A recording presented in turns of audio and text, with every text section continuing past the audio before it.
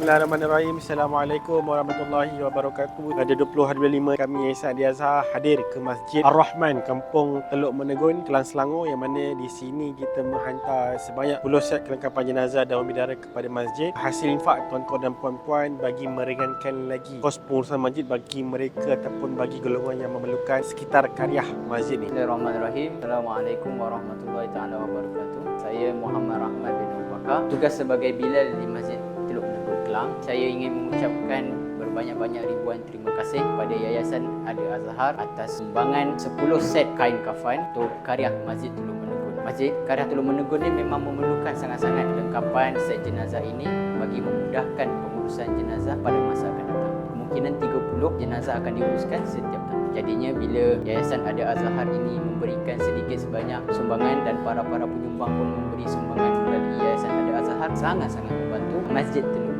Saya doakan supaya para penyumbang yang menyumbang pada Yayasan Al-Azhar diberkati segala urusannya, diperbanyakkan pahalanya dan diberkati oleh Allah SWT. Kami mengucapkan ribuan terima kasih kepada tuan-tuan dan puan-puan dan kami mendoakan semoga dimurahkan rezeki dan dipanjangkan umur. Assalamualaikum warahmatullahi wabarakatuh.